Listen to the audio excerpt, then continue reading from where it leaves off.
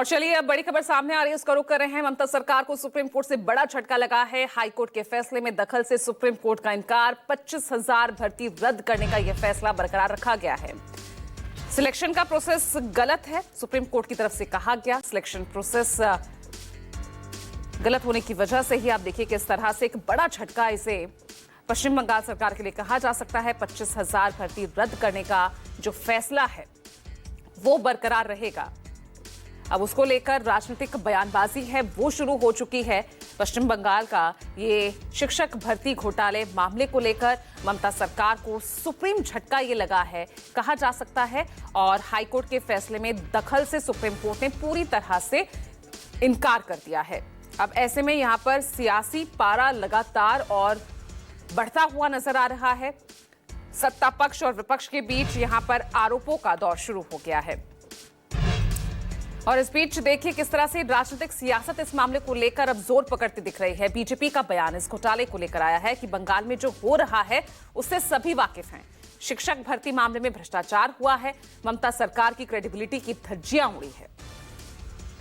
भारत का सर्वोच्च न्यायालय सुप्रीम कोर्ट ने बंगाल में जो स्कूल भर्ती घोटाला हुआ था, स्कूल भर्ती घोटाला 2016 से 2021 के बीच लगभग 23 से 24 लाख एप्लीकेंट बंगाल के अंदर टीचर और नॉन टीचिंग स्टाफ की पोस्ट्स जो एडवर्टाइजमेंट के माध्यम से निकली थी उसमें उन्होंने अप्लाई किया था, और उसमें इतने बड़े तादाद में भ्रष्टाचार हुआ था कि इस विषय को लेकर अनेकों लोग कोर्ट में गए थे।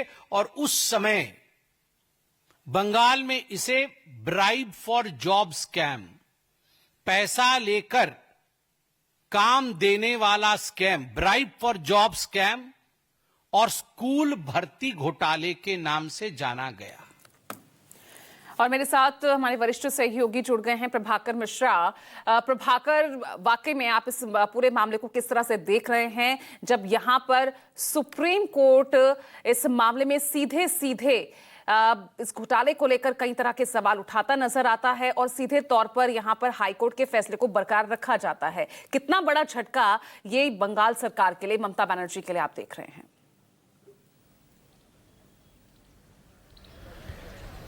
देखिए, ममता बनर्जी सरकार के लिए पश्चिम बंगाल सरकार के लिए सेटबैक तो है, क्योंकि सुप्रीम कोर्ट ने कहा कि ये नियुक्ति की पूरी प्रक्रिया फ्रॉड थी, वेटिएटेड थी, दूषित थी। तो ये इस लिहाज से देखा जाए तो सेटबैक है, क्योंकि सरकार इस बात को मानने को तैयार नहीं थी।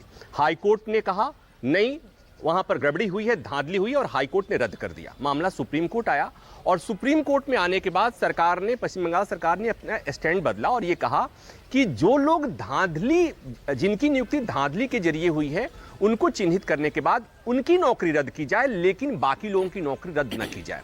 सुप्रीम कोर्ट ने अपने फैसले में कहा कि जिस तरह से, जिस पैमाने पर पूरी परीक्षा प्रणाली, ये पूरी की पूरी प्रक्रिया दूषित है, ऐसे में इस तरह नहीं किया जा सकता। और सुप्रीम कोर्ट ने कहा कि हाईकोर्ट के फैसले में हम दखल नहीं देंगे।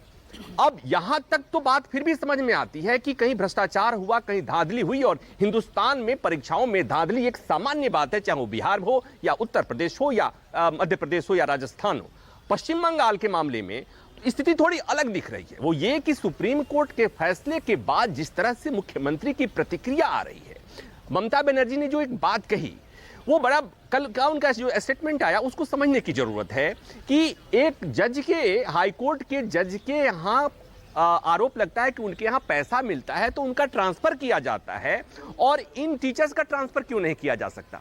सोच कर देखिए कि किस तरह से वो पश्चिम बंगाल सरकार के में जो धांधली हुई टीचर्स भर्ती घोटाले में, उसको जस्टिफाई करने की कैसे कोशिश हो रही है। दूसरी बात ये कि सरकार इसको राजनीतिक टूल देने की कोशिश कर रही है, जो नहीं होना चाहिए। लेकिन एक बात और इसमें महत्वपूर्ण है, वो ये कि जो ये 25,700 जो जिनकी नियुक्ति हुई, जिसमें टीचर्स भी हैं, उसमें चतुर्थ श्रेणी के कर्मी भी हैं, उसमें क्लर्क्स भी हैं, शिक्षा विभाग में ये पूरे के पूरे जो लोग हैं, इसमें से जाहिर सी बात है कि सब लोग टेंटेड नहीं है, सब लोगों ने धांधली नहीं की, सबकी नियुक्तियां धांधली नहीं हुई। लेकिन अधिकांश लोग जिनकी नियुक्तियां धांधली से नहीं हुई, उनकी भी नौकरी गई है। उनके बारे में कौन सोचेगा? एक बड़ा सवाल है जिस पर मुझे लगता है कि जिस पर चर्चा होनी चाहिए और विचार होना चाहिए। लेकिन सुप्रीम कोर्ट ने सोचा होगा, जरूर सुप्रीम कोर्ट ने इस पर सोचा, लेकिन कोर्ट ने कहा कि हमारे पास कोई विकल्प नहीं है, इसलिए कि जिस पैमाने पर धांधली हुई है, जिस पैमाने पर गड़बड़ी हुई है, हम इस परीक्षा को रद्द करने के अलावा हमारे पास कोई चारा नहीं है। तो अगर कोर्ट ने हालांकि उसको कंपनसेट करने के उस फैसले में थोड़ा बदलाव किया है। थोड़ा बदलाव ये कि जो टेंटेड हैं, कोर्ट ने माना है कि जिनकी नियुक्ति धांधली से हुई है उनको जो भुगतान हुआ है, जो उनको सैलरी मिली है, जो उनको एरियर्स मिले हैं, वो सारे वापस लिए जाएंगे।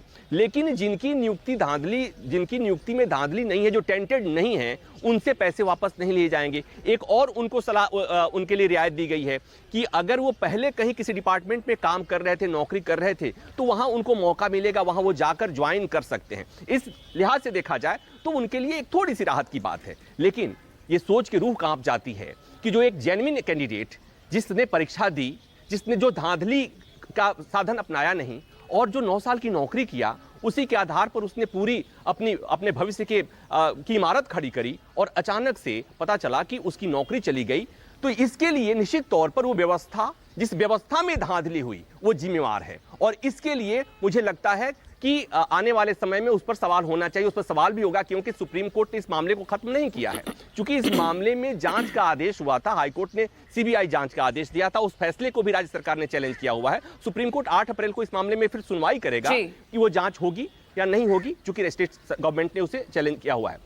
होनी चाहिए जांच, किसके चलते हुआ, और ये जो सफरर्स हैं, वहां पर जो जेन्युइन स्टूडेंट जो सफरर है, जेन्युइन जो लोग सफरर हैं, जिनकी नौकरी, जिनमें योग्यता होने के बावजूद जिनकी नौकरी चली गई, उसकी दोषी कौन है, उनके गुनहगार कौन है, उनको भी सजा मिलनी चाहिए। और मुझे लगता है कि सुप्रीम कोर्ट निश्चित तौर पर जब अगली सुनवाई लेकिन इन सवालों पर गौर करने के अलावा जो हमारे नेता है वो आपसी आरोप प्रत्यारोप और सियासत में वो ज्यादा लगे हुए फिलहाल नजर आ रहे हैं। बहुत बहुत शुक्रिया आपका प्रभाकर मिश्रा इस तमाम जानकारी के लिए।